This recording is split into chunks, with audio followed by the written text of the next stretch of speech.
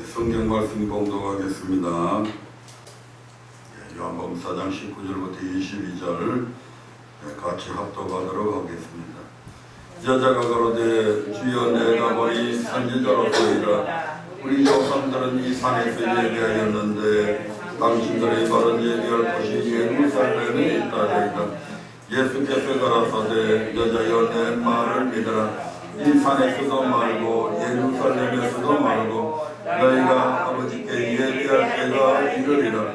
너희는 알지 못하는 것을 예배하고 우리는 아는 것을 예배하노니 이는 구원이 유대인에게서 나느니라. 아멘. 본문의 말씀을 통해 예배란 무엇인가라는 제목으로 계속 말씀을 전하고 있는데, 오늘은 그 5번째 주제인 예배는 어떻게 드려야 하는가 중에서 3번째 시간으로 물질을 어떻게 드려야 하는가에 포커스를 맞추어서 말씀을 드리려 합니다. 앞서 2시간 동안은 예배는 하나님께서 명하시는 대로 드려야 하는데 먼저 우리의 삶적 몸을 어떻게 드리라고 명하셨는지에 대해서 십계명과 율례를 중심으로 살펴보았습니다. 하지만 오늘은 우리의 물질을 어떻게 드리라고 명하셨는지에 대해서 살펴볼 것입니다. 안다고 자만하지 마시고 과연 하나님의 명령대로 순종하여 드리고 있는지에 대해 각자 자신의 소유를 살펴보시고 잘한 것 있으면 자랑하기보다는 감사하시고 질리는 것 있으면 회개하여 우리 모두 하나님의 은혜로 명하시는 대로 하나님을 예배하면서 부족함이 없기를 바랍니다. 물질의 계명. 하나님은 이스라엘 백성을 애굽에서 구원하여 내실 때에 그들의 몸만 구원하신 것이 아니라 무양을 비롯하여 애굽 사람의 엄금 폐물을 취하여 넣을 수 있도록 그렇게 역사하셨습니다. 이런 그들의 몸뿐만 아니라 물질로도 하나님을 섬기게 하기 위함이었다고 성경은 우리에게 말씀하고 있습니다.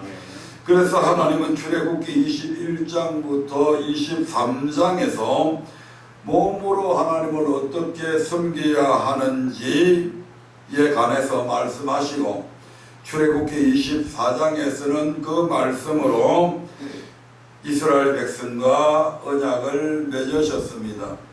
그리고 다시 모세를 시내산에 불러 올려서 하나님 앞에 어떤 예물로 하나님을 섬겨야 하는지 구체적으로 명령하여 주셨는데, 그것이 바로 출애굽기 25장부터 레위기 27장까지의 말씀입니다.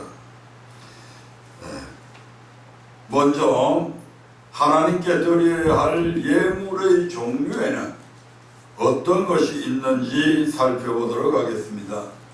첫 번째로 성전 건축과 성물을 위한 예물입니다. 성전 건축과 성물을 위한 예물인데 출애굽기 25장 1절부터 2절의 말씀이 이렇게 기록이 되어져 있습니다. 함께 읽겠습니다. 출애굽기 25장 1절 2절 시작. 여호와께서 모세에게 일러 가라사대 이스라엘 자손에게 명하여 내게 예물을 가져오라 하고 무릇 즐거운 마음으로 내는 자에게서 내게 드리는 것을 너희는 받을지니라. 하나님은 이스라엘 백성과 언약한 후 모세를 시켜서 백성들에게 예물을 가져오라고 명하게 됩니다. 이때 하나님께서 요구하신 예물은 이스라엘 백성들이 애굽에서 가지고 나올 때 하나님께서 애굽 사람으로 은혜를 입히게 하사 이스라엘 백성들이 구하는 대로 내어드리게 하신 그 예물이었습니다. 바로 그것을 하나님 앞에 예물로 바치라는 것입니다. 그 예물들에 보면 3절부터 쭉 나오는데 출애굽기 25장 2절부터 8절까지의 말씀을 봐야 되는데 시간 관계상 그 구체적인 예물 하나하나에 대해서는 말씀드리지 않겠습니다. 8절 읽겠습니다. 8절 시작. 내가 그들 중에 그할 성소를 그들을 시켜 나를 위하여 짓되. 하나님은 이스라엘 백성들에게 예물을 가져오라고 명하시고 그것으로 가장 먼저 무엇을 하라고 말씀하셨습니까? 내가 그들 중에 그할 성소를 그들을 시켜 나를 위하여 짓되. 하나님께서 그할 성소를 지으라고 하셨습니다. 이때 누구를 시켜서 성소를 지으라고 하셨습니까? 네. 그들을 시켜. 그들이 누굽니까? 바로 구원받은 이스라엘 백성들로 하여금 물품도 성소를 지을 그런 예물도 그들로부터 내게 만들고 또 그들로 하여금 드린 그 예물을 가지고 실질적으로 성소를 짓는 일들도 누가 해야 된다고요? 이스라엘 구원받은 이스라엘 백성들을 시켜서 하라고 지금 그렇게 말씀하고 있는 것을 봅니다. 따라서 이 말씀은 예수를 주로 고백한 성도는 하나님께서 맡겨주신 제물로 가장 먼저 성전을 건축해야 한다고 명령하고 있는 것입니다. 네, 이 외에도 출애굽기 27장까지 하나님은 전국에 이 오늘날로 이야기하면 강대상을 얘기하는 거죠. 그 다음에 진설병 등대등 성소 안에 기구를 만들라고 명하셨으며 백성 가운데 무릇 많이 감동된 자들과 자원하는 자들은 성막과 그 속에서 쓸 모든 것을 위하여 하나님 앞에 절거리 예물을 드렸다고 그렇게 출애굽기 32장에서 말씀하고 있는 것을 보게 됩니다. 거기에 기초해서 이제 오늘날에도 교회를 건축하게 되면 성전을 다 건축하게 되면 거기 안에 성전 안에 들어갈 많은 성물들이 있죠. 그래서 강대상, 그 다음에 의자, 성전에 필요한 각종 악기들, 그 다음에 성전 의자, 이런 여러 가지 성물들이 있습니다. 하다못해 이 선풍기 하나까지 이런 모든 것들을 누구로 하여금 성도들로 하여금 자원하는 사람들 중에서 이제 받아서 설치하기도 하잖아요. 하나님은 이스라엘 백성에게 은금패물과 의복을 예물로 드려서 그것으로 가장 먼저 성막을 짓고 성막 안의 모든 기구를 만드는 데 사용하라고 명하셨습니다. 이 같은 하나님의 명령대로 우리는 하나님께서 주신 제물로 가장 먼저 성전 건축과 성전 기구를 위한 예물을 드려서 하나님을 섬겨야 합니다. 이것이 물질로 가지고 하나님을 섬겨야 되는 첫 번째 계명입니다. 둘째는 제사장을 위한 예물입니다. 출애굽기 28장 1절부터 3절의 말씀을 보겠습니다. 출애굽기 28장 1절부터 3절입니다. 시작. 너는 이스라엘 자손 중 내 형 아론과 그 아들들 곧 나답과 아비후와 엘다살과 이다말을 그와 함께 내게로 나오게 하여 나를 섬기는 제사장 직분을 행하게 하되 내 형 아론을 위하여 한 옷을 입혀서 영화롭고 아름답게 할지니 너는 무릇 마음에 취해 있는 자 곧 내가 지혜로운 영으로 채운 자들에게 말하여 아론의 옷을 지어 그를 거룩하게 하여 내게 제사장 직분을 행하게 하라. 아멘. 우리 하나님께서 지금 모세에게 뭐라고 이야기합니까? 내 형 아론과 그 아들들, 내 아들이 있죠. 나답과 아비후와 엘라살과 이다말, 그들에게 제사장 직분을 이제 행하게 하기 위해서 거룩한 옷을 지어서 영화롭고 아름답게 만들라고 지금 그렇게 명령하고 있는 겁니다. 아멘. 이스라엘 자손 중 아론과 그 아들들로 제사장 직분을 행하게 하되 그들이 그냥 광야에서 구겨진 옷을 입고 그들의 예배를 진리하게 하는 것이 아니라 거룩한 옷을 지어서 그를 영화롭고 아름답게 거룩하게 하여 하나님께 제사장 직분을 행하게 하라고 말씀하고 계십니다. 또한 이스라엘 백성이 하나님께 드리는 제사의 희생과 11조에 있어서도 반드시 제사장의 몫을 정하여 주셨습니다. 그 이유가 무엇입니까? 제사장은 이 땅에 어떤 분깃이나 기업이나 또는 다른 직업을 가질 수 없기 때문입니다. 하나님은 백성을 대신해서 하나님 앞에 봉사하는 제사장과 레위인에게 그래서 이 땅의 기업이나 분깃을 허락하지 아니하시고 그러면 굶어 죽으라는 얘기입니까? 아니, 백성들로 하여금 공개하게 했습니다.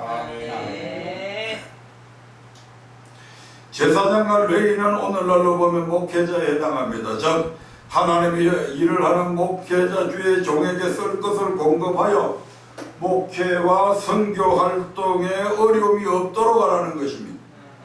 사도 바울은 하나님의 일을 하는 주의 종들로부터 신령한 것을 너희가 나눠 가졌으면 육신의 것으로 섬기는 것이 마땅하다고 그렇게 가르치고 있습니다. 로마서 15장 27절을 보면 시작. 저희가 기뻐서 하였거니와 또한 저희는 그들에게 빚진 자니 만일 이방인들이 그들의 신령한 것을 나눠 가졌으면 육신의 것으로 그들을 섬기는 것이 마땅하니라. 아멘.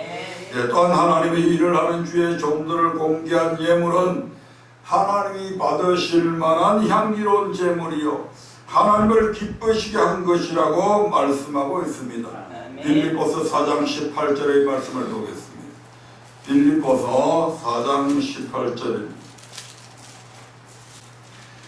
내게는 모든 것이 있고 또 풍부한지라 에바브로 기도편에 너희의 준 것을 받음으로 내가 풍족하니 이는 받으실 만한 향기로운 제물이요 하나님을 기쁘시게 하는 것이라. 아멘. 빌립보 교인들이 사도 바울에게 보낸 그 예물들에 대해서 사도 바울은 지금 뭐라고 얘기합니까? 하나님이 받으실 만한 향기로운 제물이요 하나님을 기쁘시게 한 것이다 이렇게 말씀합니다. 받기는 지가 받았는데 주의 종에게 드린 그 예물이 바로 하나님을 기쁘시게 하는 향기로운 제물이라고 말씀하고 있습니다. 19절에는 그에 따른 축복의 말씀도 주시죠. 그러므로 성도들은 하나님의 일을 하는 주의 종들에게 필요한 것을 드려서 공개해야 됩니다. 세 번째로 드려야 될 예물은 규례의 예물입니다. 레위기 1장부터 7장은 5대 제사법, 즉 번제, 소제, 속제제, 속건제, 화목제에 대한 기록이 있습니다. 그 제사법을 보면 각각의 제사를 드릴 때마다 하나님께서 그에 따른 예물을 명하신 것을 볼 수가 있습니다. 먼저 번제 예물을 볼까요? 레위기 1장에는 번제 예물에 대해서 말씀하고 있습니다. 레위기 1장 2절 3절 보겠습니다.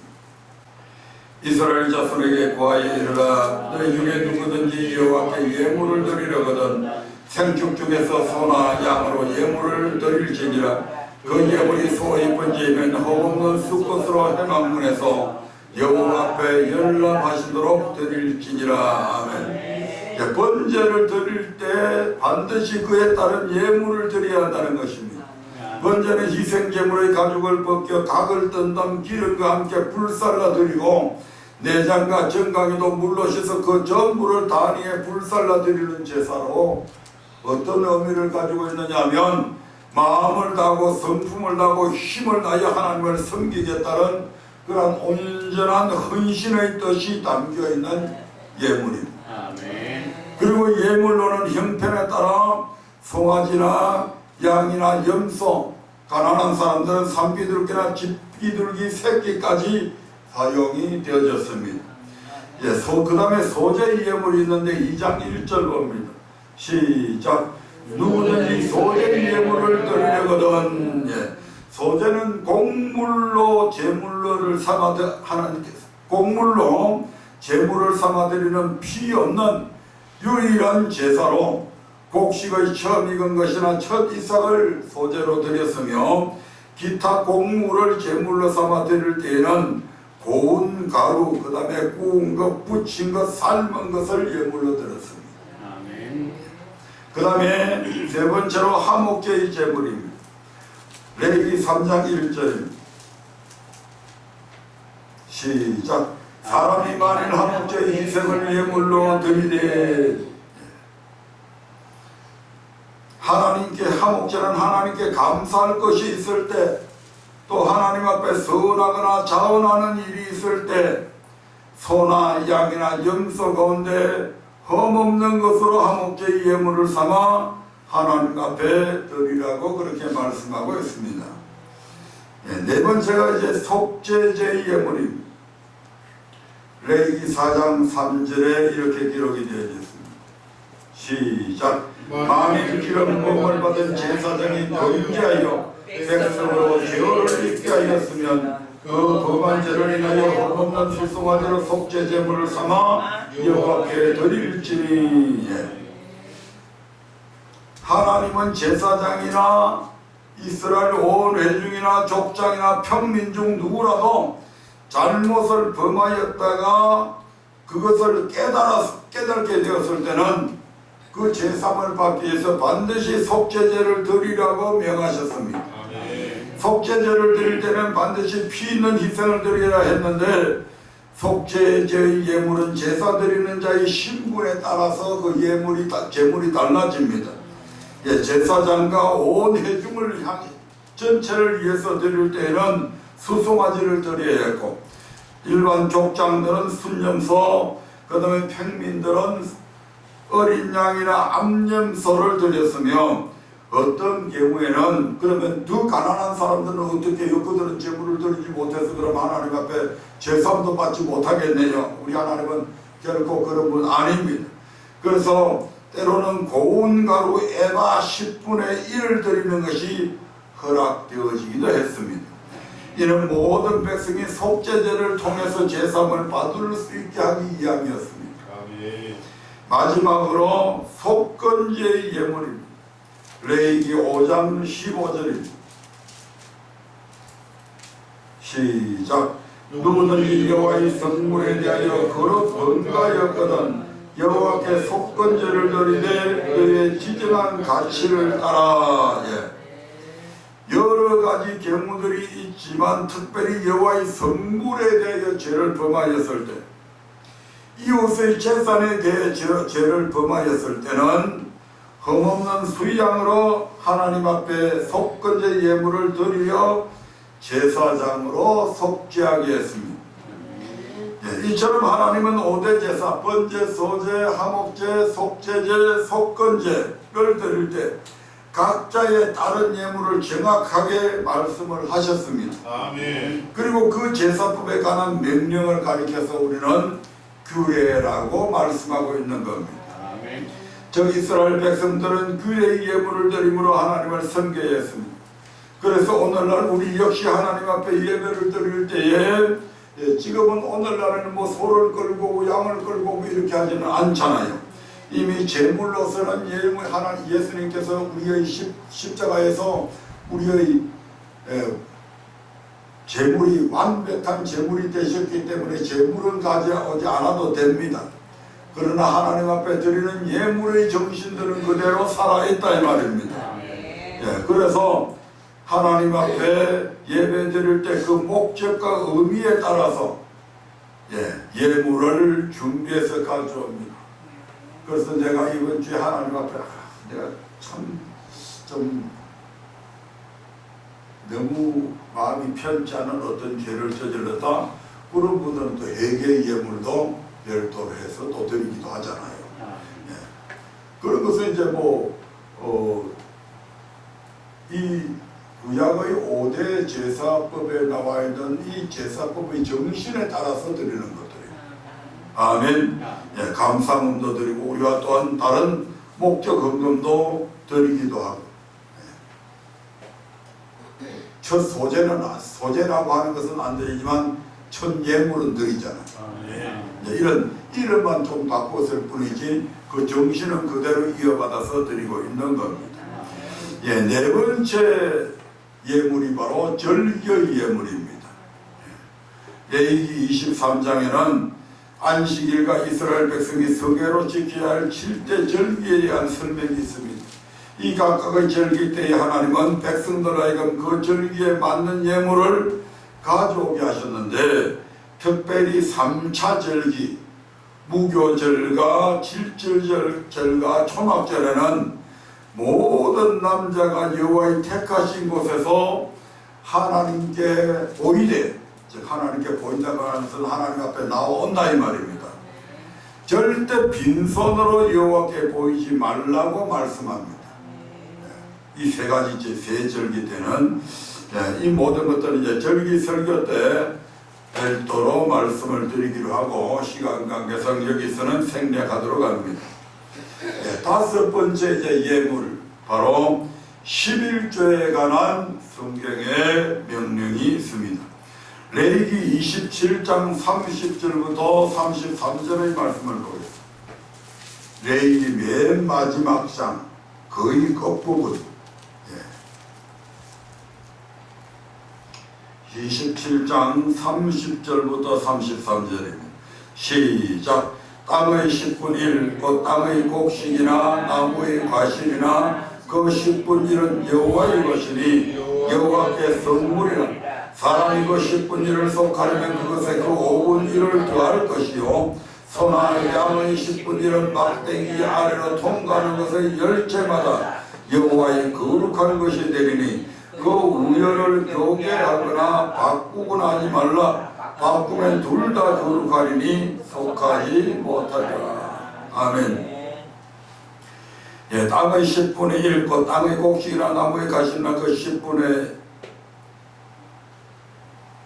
1 뿐만 아니라 소나 양의 10분의 1은 어떻게 드리냐면, 소나 양이 쭉 소가 지나갈 때 자기 소를 이제 풀먹이기 위해서 아침에 이제 소떼들을 끌고 나갈 때에, 또는 이제 그 예물을 바칠 소를 선정하기 위해서는 소들이 이제 쭉 지나가게 되면 거기에 10번째마다 그것은 누구의 것이다? 하나님의 것으로 정하게 됩니다. 근데 쭉 지나가는데 10번째 소가 하필이면 굉장히 튼튼하고 근실한 소입니다. 그러면 좀 아까운 생각이 들잖아요.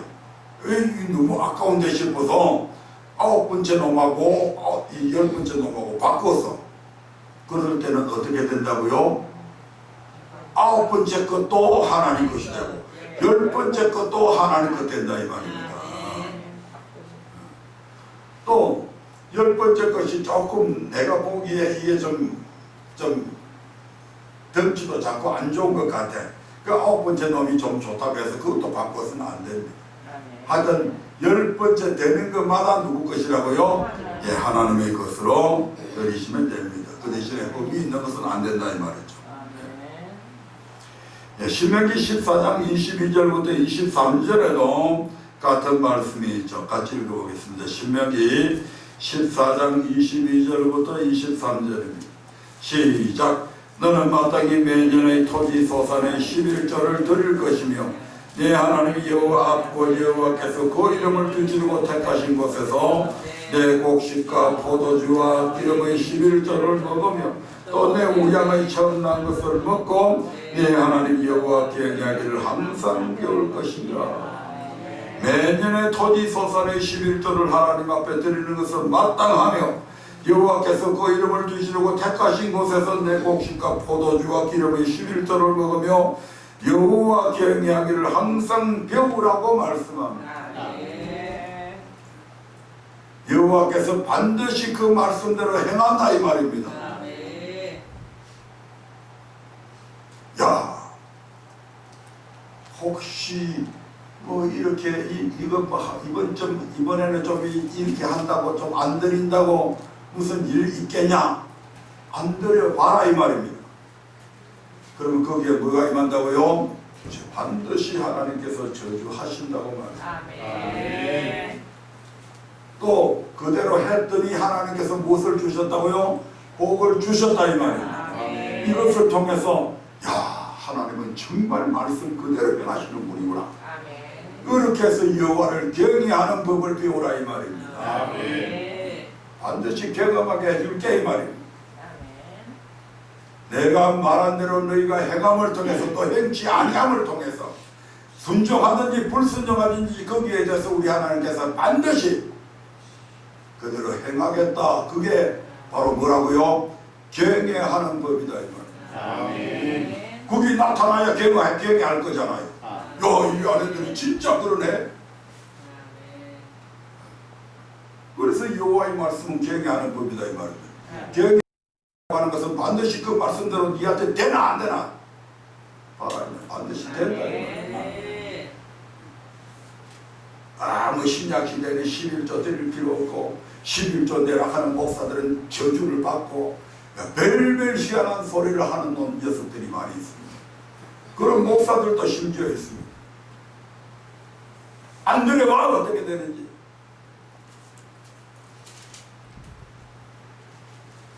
열문복하는 소리 아닙니다 이거.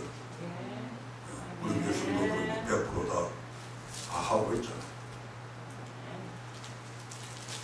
즐거운 마음으로 하는지 안 하는지는 잘 모르겠지만 그것도 그렇게 하실 줄로 믿습니다. 우리 하나님은 반드시 이걸 가지고 경외하는 법으로 삼으라고 말씀합니다. 경외함을 배우라고 말씀하고 있는 겁니다. 또한 하나님은 11조를 드리지 않는 것은 하나님을 도적질하는 것이라고 말라기 선지자를 통해서 말씀하십니다. 말라기 3장 8절 한번 보겠습니다. 말라기 3장 8절.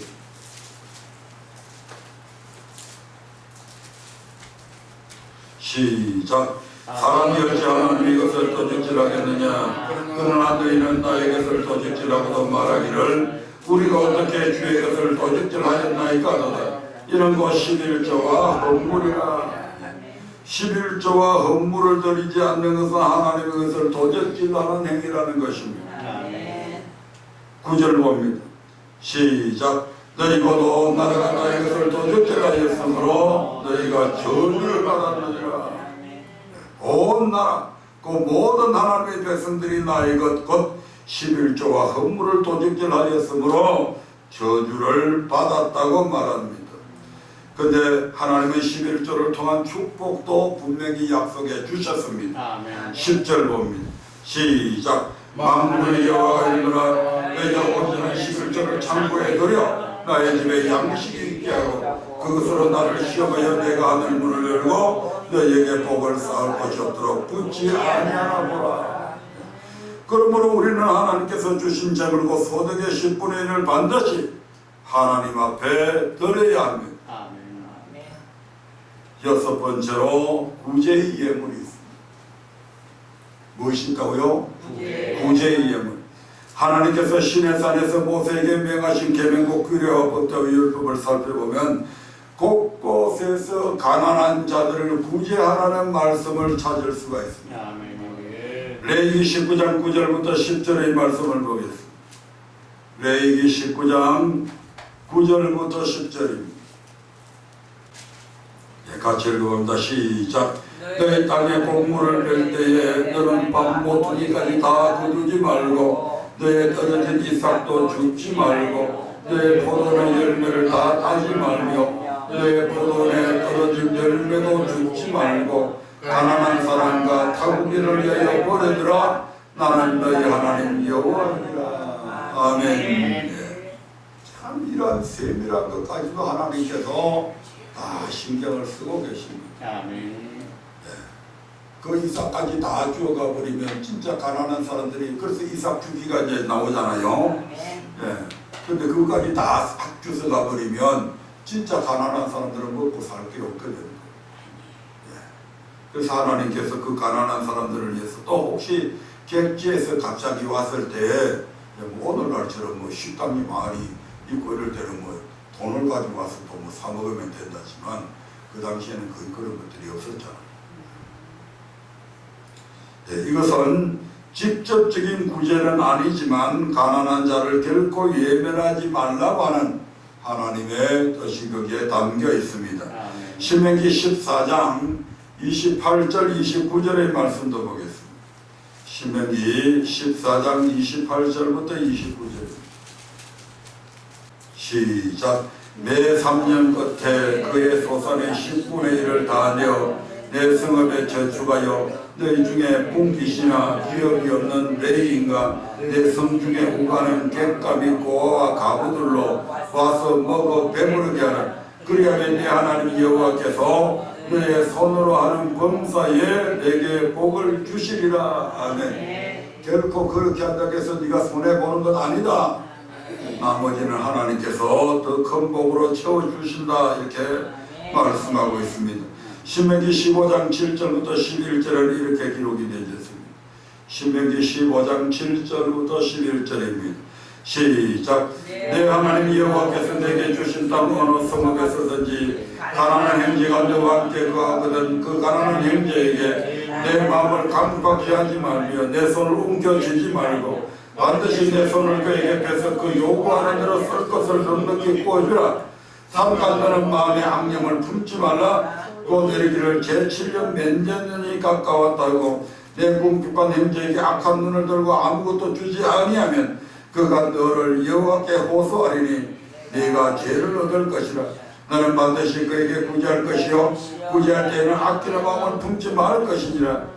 이로 인하여 내 하나님 여호와께서 내 범사와 내 손으로 하는 바에 내게 복을 주시리라. 땅에는 언제든지 가난한 자가 그치지 아니하겠으므로 내가 네게 명하여 이르노니 너는 반드시 내 객내 내 형제의 곤란한 자와 궁핍한 자에게 내 손을 펼치리라.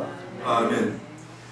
이스라엘 땅에는 제7년이 되면 빌려간 것이 혹시 못 받은 게 있을지라도 7년이 되면 뭐 해줘야 된다고요? 면제해 줘야 됩니다. 근데 어떤 가난한 자가 정말 필요가 해서 구하러 왔는데 내년이 되면 면제년입니다. 그러면 이거 다 받지도 못하고 뛰는데 싶어가지고 악한 마음을 품고 요거 봐라, 요거 내 돈 1년 딱 뛰어 먹으려고 이거 작정한 거 아니야 이 생각해서 안 주게 되면 그것 때문에 그렇게 하면 안 된다는 거죠. 그렇게 하면 만약에 그 사람이 정말 어려워가지고 그래서 하나님 앞에 호소를 하게 되면 하나님께서 그에 따른 복을 하시겠다는 것까지 지금 말씀하고 있는 겁니다. 또한 최고의 지혜를 가졌던 솔로몬도 잠언서에서 다음과 같이 말하고 있습니다. 잠언서 14장 31절 봅니다. 잠언서 14장 31절입니다. 시작.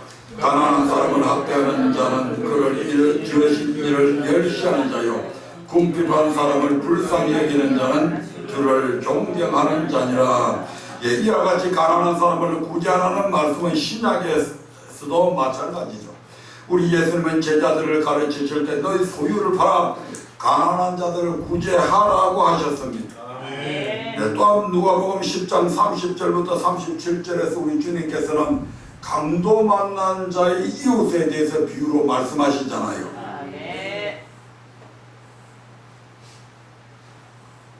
그래서 우리가 사랑해야 될 이웃은 강도 만난 자와 같이 공경에 취해서 타인의 도움이 꼭 필요로 하는 그런 사람들이 바로 우리의 이웃이다. 이렇게 주님께서는 가르쳐 주셨습니다. 또한 더 나아가서 마태복음 25장 31절부터 45절에 보면 양과 염소의 비유를 통해서 너희 형제 중에 줄이고 목마르고 병들고 가난하고 옥에 갇힌 자와 같이 지극히 작은 자 하나에게 한 것이고 내게 한 것이라고까지 주님께서 말씀하시면서 그렇게 한 자들에게는 천국으로, 그렇게 하지 않는 자들은 마귀와 그 사자들을 위해서 예견 영영한 불에 들어가라, 이렇게까지 말씀하십니다. 아멘. 그렇게 이 땅에서뿐만 아니고 마지막 때에 바로 지옥 간다, 이렇게 주님께서는 말씀을 하셨습니다. 또한 사도행전 4장에 보면 초대교회 성도들은 누구나 자신의 재물을 제 것으로 여기지 아니하고 모두가 한 마음과 한 뜻이 되어서 모든 물건을 서로 통용했고 밭이나 집이 있는 자는 팔아서 그 판값을 사도들의 발 앞에 가져왔고 사도들은 그것을 각 사람의 필요에 따라 나눠주어서 저희 가운데 핍절한 사람이 없었다고까지 말씀합니다. 그러므로 우리는 하나님께서 우리에게 주신 재물로 가난한 자들을 구제하기 위한 예물로 드려서 하나님을 섬겨야 합니다. 이상으로 출애굽기 25장부터 레위기 27장까지, 더 넓게는 신명기까지 하나님이 시내산에서 모세에게 명하신 규례와 법도와 율법에 근거해서 하나님께서 우리에게 주신 제물로 하나님을 어떻게 섬겨야 하는지에 대해서 알아보았습니다. 두 번째로는, 그러면 이런 예물을 드릴 때 그냥 습관적으로 드려야 되냐? 아니라는 거죠. 예물을 드리는 자들의 자세가 중요합니다. 꼭 같은 예물을 드리되 어떤 자세로 드리느냐에 따라서 그 예물이 연락되기도 하고 연락되지도 않았기 때문에 그렇다, 이 말이죠. 우리가 가인과 아벨의 제사를 통해서 교훈하듯이 우리가 앞에 6가지 명령대로 우리가 예물을 드린다고 해서 하나님께서 그 모든 예물을 다 연락하시는 것은 아닙니다. 그러면 하나님께서 연락하시는 예물을 드리기 위해서 우리가 어떻게 해야 하는가? 바로 선물에 대하여 하나님의 이름을 욕되게 해서는 안 된다, 이 말입니다. 레위기 22장 2절을 보겠습니다. 레위기 22장 2절입니다. 시작. 아론과 그 아들들에게 구하여 그들로 이스라엘 자손에게 내게 드리는 선물에 대하여 스스로 구별하여 내 성호를 욕되게 하며 없게 하라. 나는 여호와니라. 아멘. 이와 같이 하나님은 제사장들에게 백성이 하나님께 드리는 선물에 대하여 스스로 구별하여 여호와의 이름을 욕되게 하며 없게 하라고 명령하셨습니다. 구약시대는 백성들이 하나님 앞에 드릴 제물을 가져오잖아요. 또 선물을 가져오잖아요.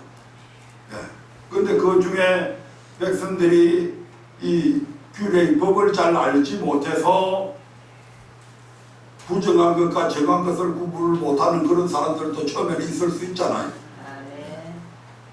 또 조금 뭐 이 정도는 괜찮겠다 해서 양을 가져왔는데 제사장이 봤을 때 제사장으로 하여금 제사장이 그걸 전부 다 구별해 줘야 되잖아요. 아, 이거는 하나님께서 연락받을 수 있는 예물이다, 연락 못 받는 예물이다. 이걸 이제 구별을 해줘야 되는데, 만약에 제사장이 그렇게 구별해 주지 아니하면 일반 백성들은 그게 그냥 연락되는 줄 알고 가져와서 드려버리잖아요. 그렇게 하면 오히려 나중에 백성들이 저주를 받게 되잖아요. 그것을 제사장들 너희들이 똑바로 구별을 해서 백성들로 하여금 죄를 범치 말도록 하나님을 백성들에게 죄를 범치 말라고 하는 것은 그 예물 자체가 하나님의 이름을 더럽히는 게 되니까, 그럼 하나님도 욕보이게 되고 백성들은 죄인 되는 거죠. 아멘. 그래서 그런 것을 이제 하나님께 선물을 드릴 때는 그것이 혹 여호와의 이름을 욕되게 하는 것은 아닌지 제사장들이 분별해 줘야 된다, 이 말이에요. 두 번째는 흠 있는 것을 드려서는 안 된다. 우리 누차가 예물을 드릴 때마다 하는 말씀이죠. 흠 있는 것을 드려서는 안 된다. 레위기 22장 18절부터 20절 봅니다. 시작. 아론과 그 아들들과 이스라엘 온 족속에게 구하여 이르라. 이스라엘 자손에는 그 중에 우고하는 자가 선제나 낙헌제 롯번제를 여호와께 예물로 드리려거든 연락되도록 소나 양이나 염소 혐없는 수컷으로 드릴지니 무릇 흠 있는 것을 예면 드리지 말 것은 그것이 연락되지 못할 것임이니라. 흠이 있는 것으로 드리면 하나님께 연락되지 못할 것이니 하나님께 예물을 드리려거든 연락되도록 흠 없는 것으로 드리라고 말씀합니다.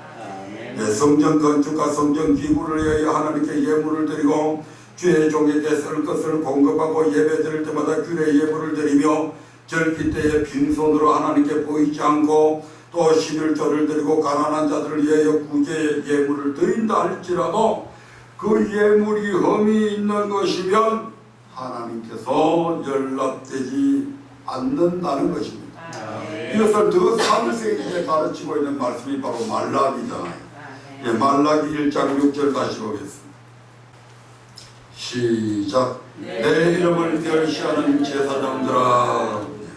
하나님께서 제사장을 세우신 목적은 그들로 하여금 여호와를 경외하며 그 이름을 두려워하게 하기 위함이라고 말씀하고 있습니다. 즉 두렵고 떨림으로 하나님을 경외하게 하기 위해서 제사장을 세웠습니다. 그런데 하나님은 그런 제사장들을 향해 아들은 그 아비를 종은 그 주인을 공경하느니 내가 아비일진데 나를 공경함이 어디 있느냐, 내가 주인일진데 나를 두려워함이 어디 있느냐라며 여호와 이름을 멸시하고 있다고 지금 책망하고 있습니다. 그러면 제사장들이 어떻게 여기 하나님께서 이같이 그들을 책망하실까요? 바로 말라기 1장 1절부터 8절의 말씀입니다. 성경 읽는 것은 시간이 없어서 생략을 하겠습니다. 집에서 꼭 가서 읽어보세요. 아멘 소리 없어. 안 읽어보세요. 집에 가서 꼭 읽어보세요. 그래서 여기서 생략을 합니다. 하지만 제사장들은 백성들이 하나님께 드리는 성물에 대해서 스스로 구별하여 여호와 이름을 욕되게 하지 말아야 합니다. 다시 말해 흠 있는 것은 하나님께 연락되지 못함으로 백성으로 흠 없는 예물을 하나님께 흠 없는 예물을 하나님께 드리도록 그렇게 해야 됩니다. 그런데 하나님을 섬기는 제사장들이 오히려 더러운 떡과 눈먼이 센 저는 그 병든 것을 제물로 삼아 하나님께 제사를 드림을 통해서 하나님의 이름을 멸시하고 하나님을 더럽게 하였다고 그렇게 말씀하고 있다 이 말이에요. 이 하나님은 그 행위가 어찌 악하지 아니하냐고 책망하고 있는 것입니다. 이처럼 하나님께 더러운 떡으로 예물을 삼아 드리는 것이 여호와의 이름을 멸시하는 것이요 하나님을 더럽게 하는 것입니다. 또한 하나님은 그것을 너희 총독에게 드려보라 그가 너를 기뻐하겠느냐 너를 간합하겠느냐라며 더러운 떡을 받지 강조하셨습니다. 그리고 이 9절 10절에서는 더러운 떡으로 하나님께 제사 드릴 때 어떤 징계를 받게 되는지 이렇게 말씀을 합니다. 9절 말씀 같이 읽겠습니다. 시작. 만군의 여호와가 이르노라 너희는 나 하나님께 은혜를 구하기를 우리를 긍휼히 여기소서 하여보라. 너희가 이같이 행하였으니 내가 너희 중 하나님들 받겠느냐. 더러운 떡을 드려 여호와 이름을 멸시하는 자의 기도에 하나님은 결코 응답하지 않겠다고 말씀하십니다. 더 나아가서 설상가상으로 10절에서는 이렇게 말씀합니다. 시작. 만군의 여호와가 이르노라 너희가 내 단에 헛되이 뿔싸르지 못하게 하게 하여 너희 중에 성전문을 닫을 자가 있었으면 좋겠도다. 내가 너희를 기뻐하지 아니하면 너희 손으로 드리는 것을 받지도 아니하리라. 이는 더 이상 더러운 떡을 하나님 앞에 가져오지 못하도록 사람을 시켜서 성전문을 닫아버리시겠다는 그런 뜻입니다. 물론 이는 구약시대 이스라엘의 제사장들에 대한 책망이지 오늘날 우리와는 관계가 없는 것이라고 생각할 수 있습니다. 그러나 이런 일은 오늘날 우리에게도 동일하게 일어나고 있습니다. 왜 그렇습니까? 바로 구약시대는 어느 누구도 제사장의 중보 없이는 하나님께 예물을 드릴 수가 없었습니다. 그러니까 그 흠 있는 것으로 드리냐 드리지 않는 자의 것을 잘 분별해서 드려야 될 그 1차적인 책임이 제사장에 있었잖아요. 그러면 신약시대에는 저를 통해서만 예물 드립니까? 아니잖아요. 여러분 각자가 하나님 앞에 바로 드리잖아요. 그 말입니다. 신약시대는 예수 그리스도의 피를 입어 성소에 들어갈 담력을 얻었고 그래서 여기 안에서 예배드리고 제사장의 중보 없이 예물을 드릴 수 있게 되었잖아요. 그래서 베드로는 예수 믿는 우리는 왕같은 제사장이라고 일컬어주는 겁니다. 그러므로 말라기 1장은 이스라엘 제사장들에 대한 하나님의 책망일 뿐만 아니라 오늘날 예수 믿는 우리 모두를 향한 책망이기도 하다 이 말입니다. 그래서 간혹 나 자신뿐만 아니라 주위에서 목사님 때문에, 사모님 때문에, 어떤 집사님, 권사님, 장로님 때문에 시험 들어 교회 나가기 싫다고 말하는 사람들을 보게 됩니다.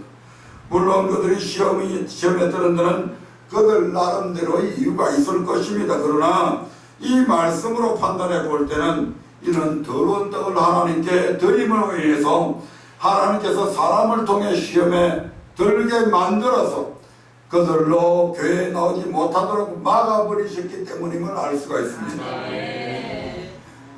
이는 작금의 한국 교회에 내려진 당면 가제이자 징계이기도 하다고 저는 그렇게 생각합니다.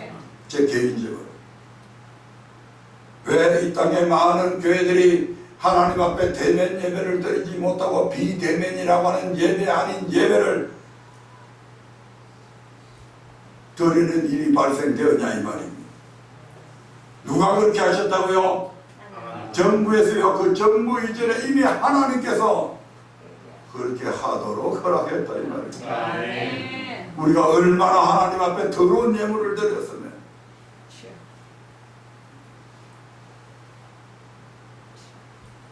이런 말씀을 알지 못하는 수많은 목회자들과 교회들이 하나님 앞에 얼마나 더러운 예물을 드리고 있냐. 구역질 나는 그런 예물들을 하나님 앞에 드리면서도 뭐가 잘못됐냐고 뻔뻔스럽게 11조도 드리지도 않는 것들이 오히려 11조 내라고 하는 목사는 저주받는다고 말하는 그것들이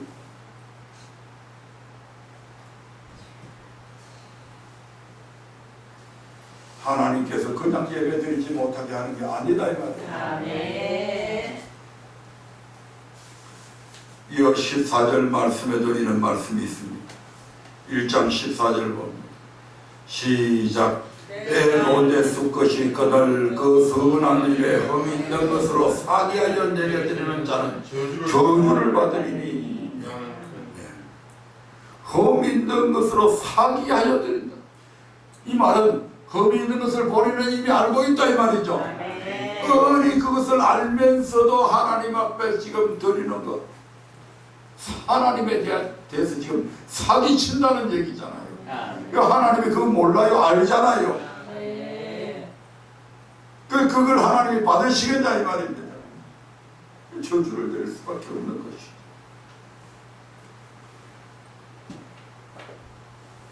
저주를 받으리니부터 시작. 저주를 받으리니 나는 큰 임금이요 내 이름은 열방 중에서 두려워하는 것이 됨이니라. 만군의 여호와의 말이니라.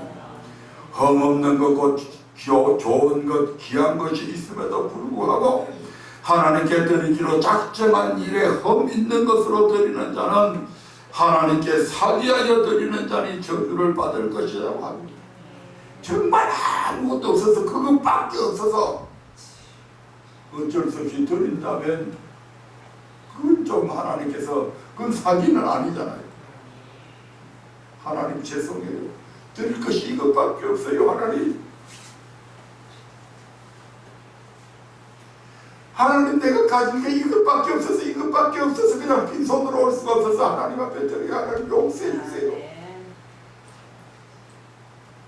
차라리 그건 하나님께서 받으실 것입니다. 그런데 때 가운데 좋은 것이 있습니다. 분명히 귀한 것이 있음에도 불구하고 그건 아까워서 다 제쳐놓고 하나님 앞에 저는 것, 흠 있는 것 드리는 것 사기하여 드리는 것이다. 이런 예물들이 오늘 이 땅에 수많은 교회들에서 얼마나 많은 성도들이 하나님 앞에 드리고 있겠냐 이 말입니다. 이 구역질 나는 이 예물들 하나님을 거지로 알고 드리는 이 예물들 하나님 받겠냐 이 말입니다. 이것들 예배 드리지 못하도록 만들어버리라.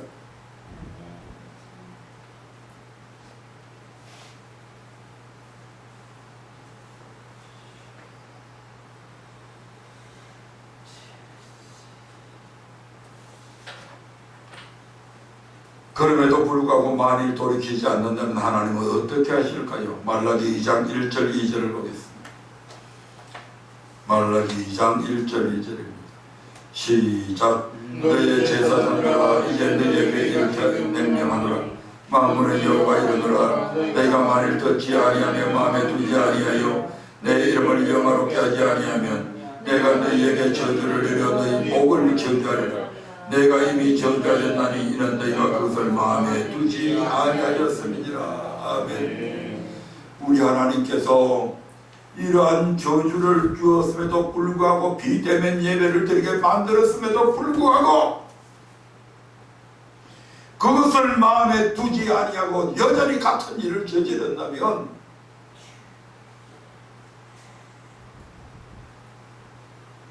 앞으로 점점 더 비대면 예배는 더욱더 많아질 것입니다. 나중에는 아예 드리지 못하도록 이 나라를 완전히 망가뜨릴 수도 있는 것입니다.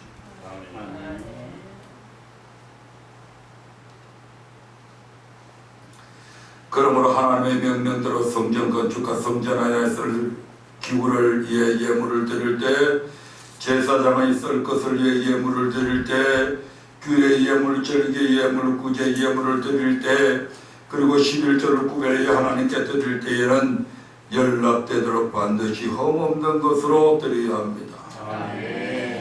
마지막으로 불의한 소득으로 재물을 드려서는 안 됩니다. 신명기 23장 18절의 말씀을 보겠습니다. 시작. 장의의 번농과 개 같은 자의 소득은 아무 손으로 한 일로든지 내 하나님 여호와의 전에 가져오지 말라. 이 돈은 다 내 하나님 여호와께 가증한 것임이니라. 아멘. 부도덕한 방법이라 불의한 방법으로 얻은 소득은 하나님께서 가증히 여기시는 것입니다. 그러므로 우리는 반드시 정당하게 얻은 소득으로 하나님께 예물을 드려야 할 것입니다. 사기쳐서 또는 갈취해서 노름해서 몸을 팔아서 이런 돈 안 된다 이 말입니다. 아멘. 이상으로 지난 3주간에 걸쳐 구약 성경을 통해 예배는 어떻게 드려야 하는가, 즉 우리의 삶과 예물을 어떻게 드려야 하는지 하나님께서 명하신 말씀들을 찾아보았습니다. 다음 주부터는 신약에서는 그러면 신약 시대에는 어떤 예물로 하나님께 어떻게 섬겨야 하는지에 대해서 한 주 아니면 한 2주 정도에서 말씀을 끝내려고 합니다. 말씀을 맺으려 합니다. 우리의 몸으로는 출애굽기 20장부터 23장에 기록된 십계명과 각종 율례를 지켜 행하고 그 삶으로 하나님께 예배드려야 합니다. 그리고 우리의 물질로는 출애굽기 25장부터 레위기 27장에 기록된 하나님의 명령대로 예물을 드려서 하나님을 섬겨야 하며, 예물을 드릴 때는 여호와 이름을 욕되게 함이 없이 연락되도록 흠없는 것으로 드리고 정당하게 얻은 소득으로 하나님께 드려야 합니다. 이런 모습의 예배가 저와 여러분의 삶 속에 넘쳐나기를 주의 이름으로 축원드립니다.